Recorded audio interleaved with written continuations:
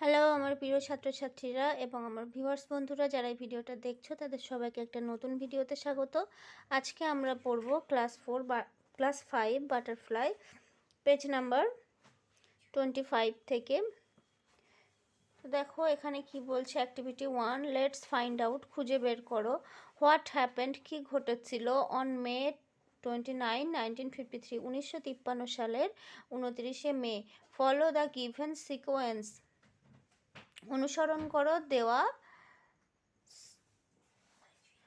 ধাপগুলি, and describe এবং বর্ণনা করো। 4 AM কি হয়েছিল, হিলারি অ্যান্ড নোরগে অ্যাওক, হিলারি এবং নোরগে জেগে গিয়েছিলেন, and got ready for their climb এবং তাদের আরোহণের জন্য প্রস্তুত হয়েছিলেন। তারপর 6:30 AM 6:30 সকালে দে লেফট ক্যাম্প, তারা ক্যাম্প ত্যাগ করেছিল। 11:30 they reach the summit of Mount Everest, তারা মাউন্ট এভারেস্টের চূড়ায় পৌঁছেছিল। 11:45 AM দে গট ডাউন, তারা নেমে এসেছিলেন। ফাইন্ড আউট, খুঁজে বের করো, দ্য নেমস, নামগুলি, অফ গ্লেসিয়ার, হিমবাহের, ফ্রম দ্য রুট ম্যাপ থেকে, of Hillary and Tenzing, Hillary এবং তেনজিংয়ের রুট ম্যাপ মানে যে রাস্তায় তারা গিয়েছিল সেই রাস্তায় কয়টা হিমবাহ আছে সেগুলো খুঁজে বের করো। ওয়ার্ক ইন গ্রুপস, দলে কাজ করো। 1 ইজ ডান ফর ইউ, একটা তোমার জন্য করে দেওয়া হলো।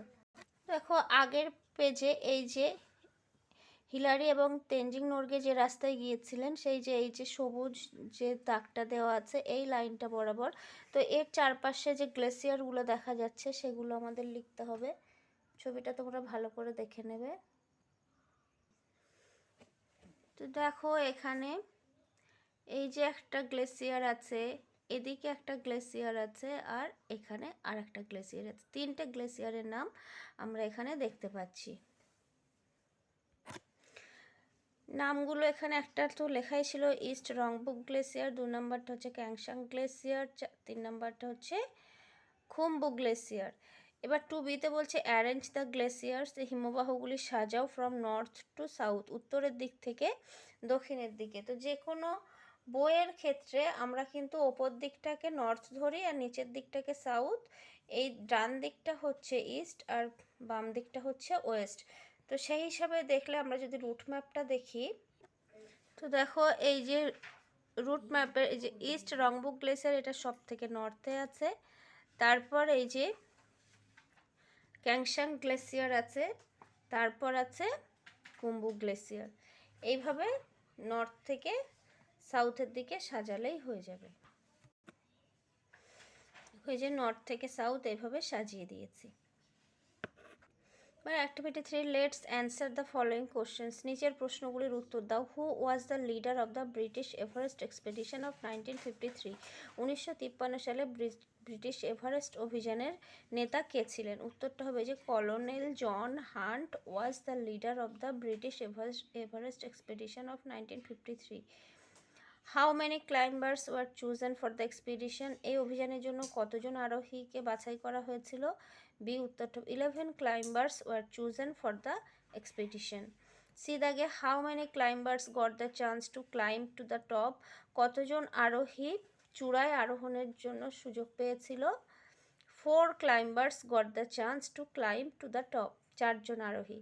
হু were the members of the first team, প্রথম দলের সদস্য কারা ছিলেন? Tom Bourdillon and Charles Evans were the members of the first team. Some interesting incident, কিছু আকর্ষণীয় ঘটনা অকার্ড ঘটেছিল ইন দ্য ফলোয়িং ইয়ার্স, এই বছরগুলিতে।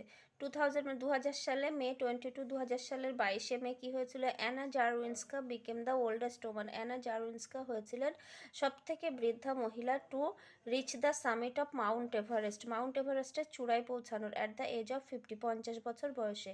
50 বছর বয়সী অ্যানা জারউইন্সকা পৃথিবীর মধ্যে সবথেকে বেশি বয়সী মহিলা হয়েছিলেন যিনি এভারেস্টের চূড়ায় পৌঁছেছিলেন। 2011 সালের মে মাসের 20 তারিখে Arjun Bajpai at the age of 60 years and 11 months became the youngest Indian to climb Mount Everest, Arjun Bajpai 16 বছর 11 মাস বয়সে হয়েছিলেন সবথেকে কম বয়সী ভারতীয় মাউন্ট এভারেস্টের চূড়ায় আরোহণ করা। চূড়ায় না, মাউন্ট এভারেস্টে আরোহণ করেছিলেন, কিন্তু এখানে যে অর্জুন বাজপেয়ী যে চূড়ায় পৌঁছেছিল তেমন কিছু কিন্তু লেখা নেই। কমপ্লিট দ্য ফলোয়িং সেন্টেন্স, নিচের বাক্যগুলি সম্পূর্ণ করো। The oldest woman to climb Mount Everest, সব থেকে বেশি বয়সী মহিলা যিনি মাউন্ট এভারেস্ট আরোহণ করেছিলেন, Anna Czerwinska. She climbed at the age of 50, তিনি 50 বছর বয়সে আরোহণ করেছিলেন। The youngest Indian to climb Mount Everest is Arjun Bajpai, সব থেকে কম বয়সী ভারতীয় যে মাউন্ট এভারেস্ট আরোহণ করেছিল। হি ক্লাইম্ড অন মে 20, 2011, 2011 সালের 20 মে সে আরোহণ করেছিল। লেটস রিড দ্য ওয়ার্ডস, এই শব্দগুলো পড়তে বলছে। দেখো এখানে অনেক নাম দেওয়া আছে, এগুলো হচ্ছে নেমিং ওয়ার্ডস, এগুলোকে নাউন বলা হয়, সেটাই এখানে বলা আছে। এবার অ্যাক্টিভিটি 5, নাও ক্লাসিফাই, শ্রেণী বিভাগ করো দ্য নাউন্স, নাউনগুলো, and fill in the table, এবং টেবিলটি সম্পূর্ণ করো। 1 ইজ ডান ফর ইউ। এখানে নেম অফ পার্সন, যেগুলো ব্যক্তির নাম, সেগুলো এখানে লিখেছি। নেম অফ প্লেস, এগুলো জায়গার নাম। নেম অফ থিংস মানে জিনিসের নাম, এগুলো এখানে লিখেছি। এবার দেখো এখানে কয়েকটা সেন্টেন্স লেখা আছে, সেগুলো পড়তে বলছে। ইন্ডিয়া ইজ আ কান্ট্রি, এখানে ইন্ডিয়া এটা হচ্ছে একটা দেশের নাম, আর কান্ট্রি, এটা কান্ট্রি বললে যে কোনো দেশকে বোঝানো হয়, ইন্ডিয়া বললে একটা নির্দিষ্ট দেশকে বোঝানো হয়। সে সরাসরি যদি কোনো নামকে বোঝানো হয় সেটা হয় প্রপার নাউন, আর কোনো বিশেষ মানে এক জাতীয় কোনো কিছুকে যদি বোঝানো হয়, কোনো জাত শ্রেণীগত, তখন সেটাকে বলা হয় কমন নাউন, এখানে এটাই বলা আছে। এবার অ্যাক্টিভিটি 6-এ দেখো, let's classify the following words, নিচের শব্দগুলির শ্রেণীবিভাগ করো into common noun and proper noun. Common noun এবং প্রপার নাউনে ভাগ করতে হবে। এখানে কিছু নাম দেওয়া আছে। কমন নাউন মাদার, বুক। মাদার, মা বললে আমরা যে কোনো মা একটা জাতি, আর বুক বই বললেও যে কোনো বইকে বোঝানো হয়, কিন্তু পিঙ্কি, রবি, সৌশ্রী, 11 এগুলো সব কোনো না কোনো কিছু সরাসরি নাম বোঝাচ্ছে। যেমন এখানে অনেক দেশের নাম আছে, ক্যালিফোর্নিয়া, ইউএসএ, ইন্ডিয়া, হরিয়ানা, এটা হচ্ছে একটা রাজ্যের নাম আমাদের, বরুণ, ওসমান, রাকেশ, কল্পনা, পিঙ্কি, রবি মানুষের নাম, এগুলো হচ্ছে প্রপার নাম। সৌশ্রী, 11 এটা একটা মহাকাশযানের নাম। এরকম সরাসরি কোনো জিনিসের নাম দিলে সেটা প্রপার নাউন, আর যখন কোনো জাতিবাচক কোনো কিছুর নাম হবে, যেমন কাউ, এটা হচ্ছে কমন নাউন, কিন্তু যদি আমি বলি যে মতি নামের একটা গরু, তাহলে গরুটার নাম মতি, তখন মতি হচ্ছে proper noun.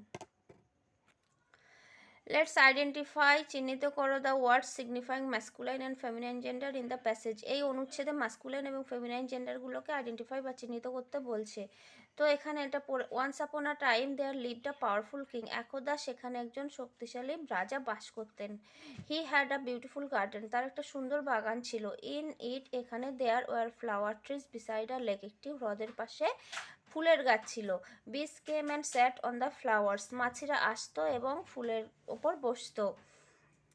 পিকক্স dance in the garden, ময়ূরেরা বাগানে নাচতো। A goose swam in the lake, মানে রাজহাঁস হ্রদে সাঁতার কাটতো। Drones flew about in garden, মাছিরা মানে মৌমাছিরা বাগানে উড়ে বেড়াতো। The queen loved the garden, রানীর বাগানটি ভালোবাসতো। ইন দ্য ইভিনিং, সন্ধ্যেবেলা, শি স্যাট দেয়ার, তিনি সেখানে বসতেন। And watched the peahens pecking at the grains, এবং ময়ূরীদের মানে খাদ্যশস্য দানা খুঁটে খাওয়াটা দেখতেন। গ্যান্ডার, একটি রাজহংসী, গ্লাইডেড অন দ্য ওয়াটার, একটি রাজহাঁস, গ্যান্ডার হচ্ছে রাজহাঁস, গ্লাইডেড অন দ্য ওয়াটার মানে জলের উপর পিচ্ছিল করে পড়েছিল। অ্যাক্টিভিটি 7B-তে কি বলছে, এখানে উপরে যে প্যাসেজটা পড়েছি সেখান থেকে write the masculine gender and with the corresponding feminine gender in the table, masculine gender এবং ফেমিনাইন জেন্ডারগুলি লিখতে বলছে। তো এদিকে যেগুলো লিখেছি, কিং, কুইন, ড্রোন মানে হচ্ছে ছেলে পুরুষ মৌমাছি, বি মানে স্ত্রী মৌমাছি, পিকক পিহেন ময়ূর ময়ূরী, গ্যান্ডার হচ্ছে রাজহাঁস, গুজ হচ্ছে রাজহংসী। অ্যাক্টিভিটি 8, রাইট, লেখো 5 সেন্টেন্সেস, 5টি বাক্য, ডিসক্রাইবিং বর্ণনা করে the route map of Tenzing and Hillary, Tenzing এবং হিলারির রুট ম্যাপটা বর্ণনা করে 5টা বাক্য লেখো। প্রথমটা তো করে দেওয়া আছে, পরে দেখো আমি লিখে দিয়েছি they came upon difficult rock face but found a way to climb it. তারা একটা কঠিন পাথরের সামনাসামনি হয়েছিল কিন্তু এটাতে আরোহণ করার একটা রাস্তা খুঁজে পেয়েছিল। দে ক্রসড গ্লেসিয়ার্স, তারা হিমবাহগুলি পার হয়েছিল। They reached the summit of Mount Everest at 11:30 AM, তারা 11:30টায় মাউন্ট এভারেস্টের চূড়ায় পৌঁছেছিল। আফটার 15 মিনিটস, 15 মিনিট পর they made their way back down the mountain, তারা পর্বতের নিচে নেমে এসেছিল। তো আজকের ভিডিও এ পর্যন্তই। ভিডিওটা ভালো লেগে থাকলে অবশ্যই লাইক কমেন্ট শেয়ার করতে ভুলো না, আর আমার চ্যানেলটাকে অবশ্যই সাবস্ক্রাইব করে দেওয়ার অনুরোধ রইল।